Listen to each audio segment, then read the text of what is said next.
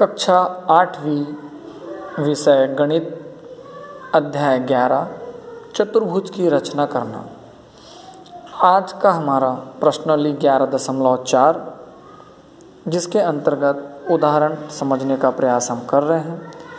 यहाँ पर उदाहरण आपके सामने है और दिखाई दे रहा है कि उदाहरण में चतुर्भुज की रचना करना है, जबकि इस बार आपको 3 भुजाएं और 2 अंतर्गत कोण के मान दिए हों। तो किस प्रकार हम एक चतुर्भुज की रचना करते हैं, आइए देखें। तो सबसे पहले आप एक उदाहरण के रूप में एक प्रश्न चुनते हैं।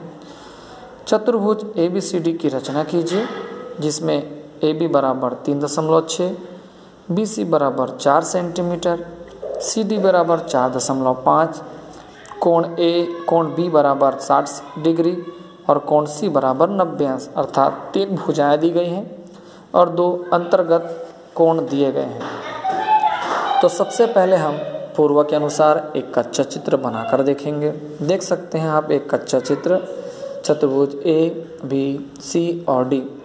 AB बराबर दिया गया है प्रश्न में 3.6, BC बराबर दिया गया है 4 सेंटीमीटर, CD बराबर दिया गया है 4.5, AD एक भुजा का मान नहीं दिया गया है। तो अब आप देख सकते हैं कोण B बराबर 60 अंश, कोण C बराबर 90 अंश आपको दिया गया है।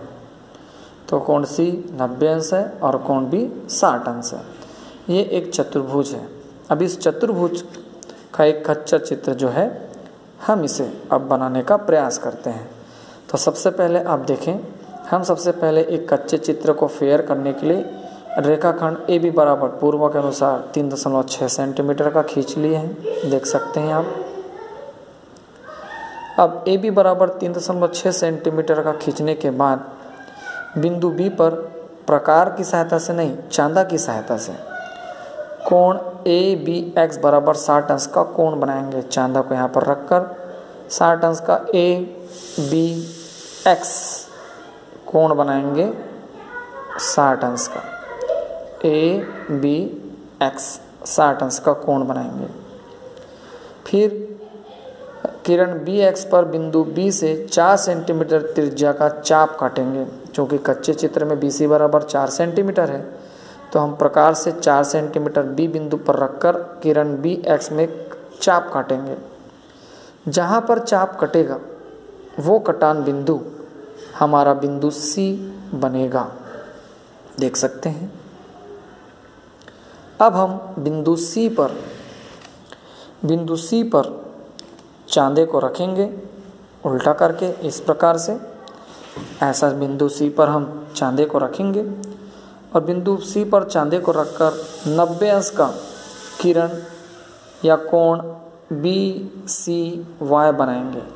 BC और Y उस 90 अंश के कोण को इस प्रकार से सीधा खींचेंगे, कोण BC और Y। अब हम देखें कच्चा चित्र में C से D बराबर 4.5 है। तो आप बिंदु C पर प्रकार रखो, 4.5 सेंटीमीटर खींचकर किरण CY पर चाप काटो। जहाँ पर कटान बिंदु मिलेगा वो आपका बिंदु D बनेगा।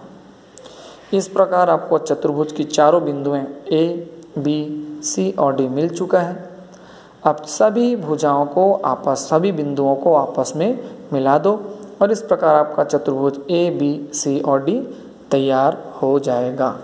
तो इस प्रकार स्टूडेंट्स, आप 3 भुजाओं के मान और 2 अंतर्गत कोण दिए हों तो आप प्रश्नावली 11.4 के सभी सवाल हल करने की कोशिश करें। और जब हम मीटिंग में होते हैं तो प्रश्नावली के सवाल भी हल करते हैं। ठीक है, तो आप प्रयास पहले से करके रखें।